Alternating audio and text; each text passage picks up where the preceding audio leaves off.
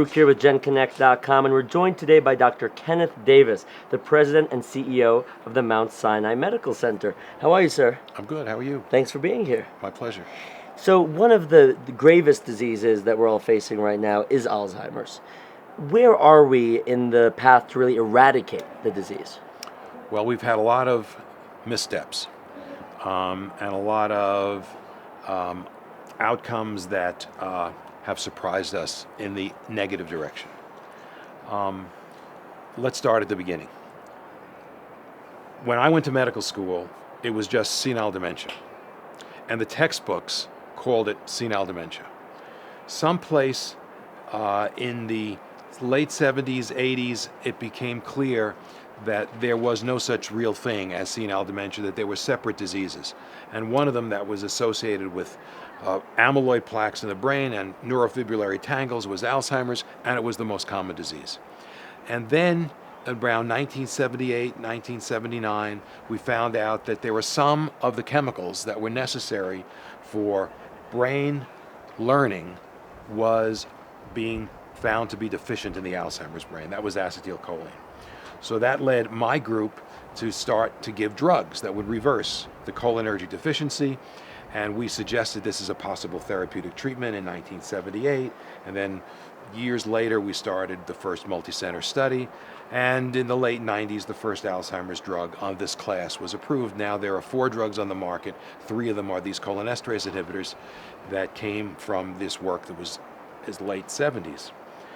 You would have thought that between 1978, 9, and 80, when we conceptualized a cholinergic defect, to 2013, when we know so much more about the biology of this disease, that we would have come up with a better therapeutic. But we haven't. There have been a lot of false starts. We don't know exactly why. But in the last few years, we've learned so much more about the biology of Alzheimer's disease, from being able to scan people before they have disease and being able to look at the entire genome of 1,000 brains, that I think we're on the threshold of now developing new targets and developing new clinical trials that give us much more hope than I think there has been. Years ago, scientists finished mapping out the human genome, and so many people hoped that this was really going to help us move forward with the Alzheimer's research. Right. Has it made a real difference? Well, remember, sequencing the human genome was about one person and one genome, and it took forever. Since that time, the technology around genome sequencing has improved enormously, so the speed is much more rapid and the cost is much, much less expensive. So now we can do experiments like we just finished with 50 other investigators from all over the world, in which the genomes were sequenced from 1,000 brains, 500 Alzheimer's, 500 normal controls, and that study resulted in the demonstration that there were a group of genes that all had to do with brain inflammation that seemed to have a core pathophysiology of Alzheimer's and could differentiate the Alzheimer's brains from the other brains. Now, none of that would have happened without the technology that was developed to sequence the human genome. So although that one patient didn't give us the answers to almost anything, the technology that has evolved since, that is so rapid in sequencing the genome, plus supercomputers, plus really sophisticated mathematical techniques, have given us the ability to look at tissue at the genomic level in a way that is unprecedented, and will open up to biomedical science a tool that is as powerful as the telescope was for astronomy and the microscope was for bacteriology. Where do stem cells figure into this conversation? Well, we love stem cells because of their potential.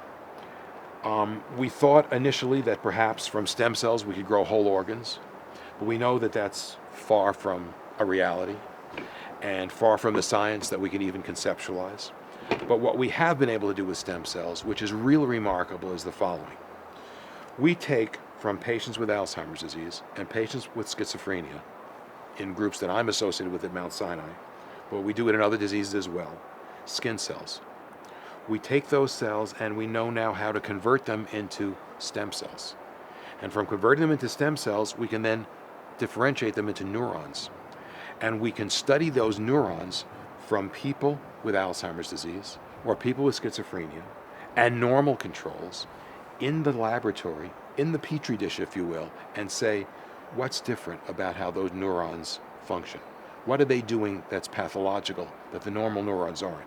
So instead of getting post-mortem tissue at an autopsy from a handful of brains, we can now study almost, in real time from real patients who are alive, what's happening in their brains by converting their skin cells to stem cells and then turning them into neurons or glia and other things in the brain. Let's shift for a moment to healthcare reform. And of course, with healthcare reform, there are so many more people who are now insured. How is Mount Sinai going to handle this influx of new patients? Well, New York State's different from other states. New York State has a very, very generous Medicaid, so that the extension of Medicaid under the ACA is a marginal increment in patients who are going to come to Mount Sinai previously.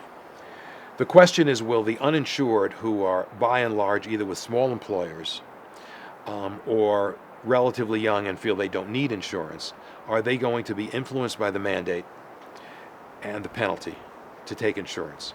At this juncture in New York State, we really don't know how many more people are going to come. It probably will not be the influx that might happen in other states.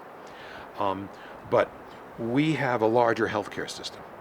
The Mount Sinai healthcare system shortly will be some 7 hospitals and has lots of capacity. Many, many outpatient clinics. So we will be able to handle what we think could be an influx of patients because we know we have capacity. I don't know that that's going to be the same in the rest of the country. Dr. Davis, you've had an incredible career leading up to this, really being at the pinnacle of the medical industry. What has been the number one piece of advice that you've received along the way? I think it came from my 11th grade American history teacher. Okay. And he said, because, it was one of those advanced classes with all the smart kids, and he said, smart kids are a dime a dozen. He said, what separates the ones who are successful from the ones who aren't, they work hard. There we go. Dr. Davis, thank you so much. Thank you. And for more with Dr. Davis and to learn more about Mount Sinai, be sure to check out genConnect.com.